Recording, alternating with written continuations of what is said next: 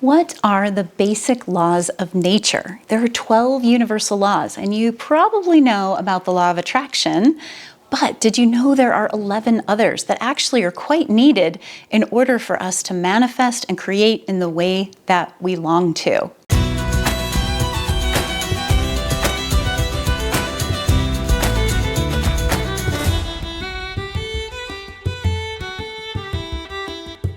Welcome to the channel. I'm Kim Marie, and this channel is all about supporting women to step into their most empowered self so they can live their most fulfilling life.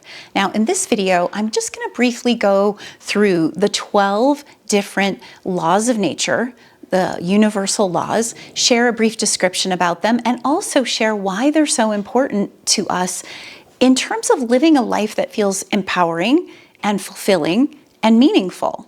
So first we have the law of divine oneness. Now this law speaks to the idea that we are all interconnected. Everything is connected, whether it's us to other human beings, us to the natural world in terms of trees and animals and plants. We are all connected. Everything is interconnected. Now I'm going to share that each of these laws works together in harmony with one another, and they all may sound somewhat similar, but this idea of the divine law of oneness is really what kind of holds the container for all of it. And it begins to make sense why all of these other laws actually work the way that they do and have the potential to support us the way that they do when we start to remember that everything is connected. It can support us in having more compassion for one another and more understanding that nothing happens in isolation. The second law is the law of vibration. Now this basically says that absolutely everything has a frequency or a vibration. Everything has energy moving within it. You could think of it as this kind of subtle buzz. Some things buzzing and vibrating faster or slower than other things. And that takes us straight into the law of attraction, which is probably the one you're most familiar with. So the law of attraction is really about the idea that like attracts like. So things vibrating at a similar vibration or frequency are going to be attracted to other things vibrating at that same frequency. So if you are longing to create certain circumstances in your life, maybe manifest a certain kind of partner, a certain kind of treatment from your boss, a certain type of experience or pay raise or whatever, you have to ask yourself, given that all is connected, given that everything has a vibration, you have to ask yourself, am I vibrating at the level that will attract what it is I'm seeking to attract? And we can begin to also understand that we can work on that and we can strive to shift that. Things like anger and judgment and lack of kindness, all of those are low vibrating. Self-doubt, overwhelm, any of that is low vibrating energy. Now that doesn't mean you're not allowed to ever feel those things. What you want to do though is recognize, okay, I'm feeling this and I can choose to find ways to raise my vibration. And I'll give you a little hint. Nothing is going to raise your vibration if you are not also facing what it is that is actually there in the first place.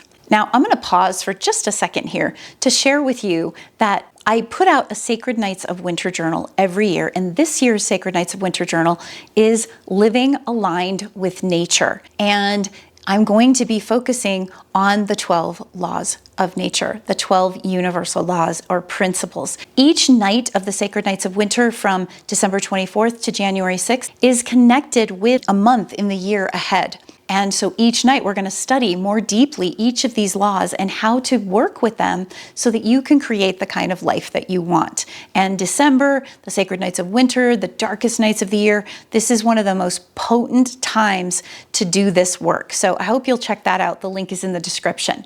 On to number 4. So number 4 is the law of correspondence. As above, so below. As within, so without, right? Our outer experience is a direct reflection of our inner experience. So if we're vibrating low, we're probably seeing not such good things in our outer environment, right? And yes, it can go the other way, but the thing that we have control over is how we show up, how we want to present ourselves in the world. And so if we want things in our outer life to be presenting back to us in kindness, in love, in wisdom, then we have to be those things on the inside. As within, so without. and as above, so below, which basically also means everything in the spirit world is reflected in the material world, and everything we see in the material world is somehow also present in the spiritual world. Number 5, the law of inspired action. Now, this law basically says we have to take action if we want anything to happen. Things are not going to manifest if we don't engage our will. And I personally believe that right now, at this time in human evolution, we are looking at a situation of human beings having to learn to activate their will in an alignment with their own divinity, with their own truth, with their own essence, with their own sense of empowerment in order to move forward and evolve in our lives. This also reflects back to the other laws where, of course, law of attraction, you can have a certain vibration, but if you don't do anything to make something happen, it's not going to happen. So there has to be a certain amount of activated, engaged, inspired action, engaging our will. The next law is the law of perpetual transmutation of energy. Now, what this means is that everything is constantly evolving and in flux. So if we want to evolve, we've got to look at these different pieces. We've got to take action. We've got to move. Everything is going to move in one way or another, but if we show up consciously, we get to guide a certain amount of that direction. We can be present to spiritual guidance to help move us forward as well. All right, number 7, the law of cause and effect. Now, this is pretty straightforward. Basically, for everything that happens, there's going to be a reaction or response. So everything we cause to happen, there will be some kind of effect, some kind of impact. Basically, this is about remembering that our actions have consequences. So we want to take inspired action, not just any action, but inspired. Inspired is to hear from spirit. Spiritual hearing, inspiration, is where we hear what spirit is asking for us, what our inner wise self, what our truest essence is asking of us in alignment with nature. And so when we take inspired action, the effects of what we do have positive consequences. And of course, when we're acting haphazardly, probably not so much. Number 8 is the law of compensation. Now, the law of compensation says you reap what you sow. Very similar, again, to this idea. Cause and effect talks more about, yes, there is an effect for every cause, but this is speaking of, okay, what that cause is going to come back to you in a way that is reflective of that cause. So when you behave poorly or unkindly, you're going to probably experience some of that in your life. When you're not believing in yourself or remaining open to possibilities in life, life is probably going to close itself to you. So you will be compensated for what you put out. Number 9 is the law of relativity. Now, this basically means you've heard that phrase, oh, it's all relative, right? Meaning it's relative to your experience. The idea is that everything around us, which is hard to believe, is neutral. The only thing that gives any of it meaning is us, our perspective, our perception. So what you experience as a trauma might be something I sailed through with no problem. And what I experienced as a trauma, you might be thinking, what is her problem? Why was that so difficult? It's all relative. It's all relative to the perspective and the perception that we have that gives it meaning. So think about that. The next time you notice yourself feeling triggered, how can I get to neutral with this? Now, I talk a lot about different things in my videos about finding your middle way, finding neutral, finding that balance point of empowerment. That is ultimately neutrality. That's what we're talking about here. We're talking about looking at the ways in which we go to extremes, we make meaning out of things, we have perceptions and perspectives. All the coaching I do is very much about shifting our perspective. And when we can shift perspective, the way things present to us, what things mean to us, changes significantly. Number 10, the law of polarity. Basically, this means everything has its opposite.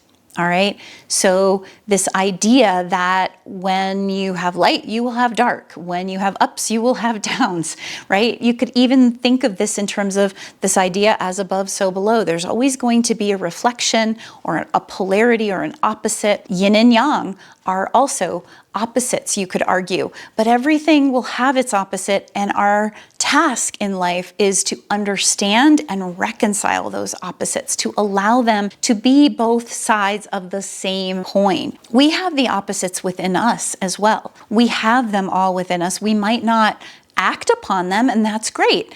In fact, we might not act upon either. We might find ourselves beautifully balanced in the middle, aware that we might have this fierce, intense kind of anger right alongside this beautiful, loving sense of compassion or understanding. There's opposites to everything, and we can begin to understand that it's part of being in a material world, in a human existence. And when we can accept that, we find a reconciliation, we find a balance point of empowerment in between them. Number 11 is the law of rhythm. Now, the law of rhythm basically says that everything in life has its cycles. Everything in life moves and ebbs and flows. So for every high we have, we can expect there will be a low. For every low, we know there will be a high. Nothing lasts forever. Remember the law of perpetual motion, right? Things are constantly changing, constantly moving, constantly shifting. There is a rhythm, there is a cycle to most everything, a cycle of life and death, a cycle of the seasons, a cycle of the moon phases, a cycle of our life. And it will always shift. Nothing stays permanent. Things always change. And when we can begin to remember that, life doesn't feel so overwhelming when we're in the tough spots, because we know there's always a light at the end of the tunnel. Now, the final law is what's known as the law of gender, or sometimes it's spoken of as the law of gestation. This basically means that all things have a masculine and a feminine side. Now, I'm not even going to get into the whole concept of gender identity. That might be a video for a later time, but basically, it's not about what you identify with or your identity. It's the idea that we all have masculine and feminine qualities within us, as does all of life. And we need, you can think of the gestation, it's like you need the seed to be planted, that's a masculine quality, and to be nurtured in order to grow, that's a feminine quality. That's a gestation process. That's a way in which evolution happens.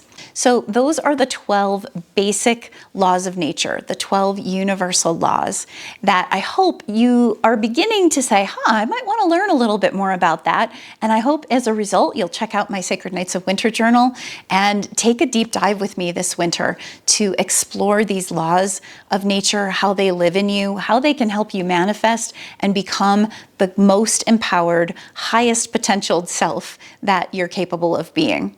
Thanks so much for watching.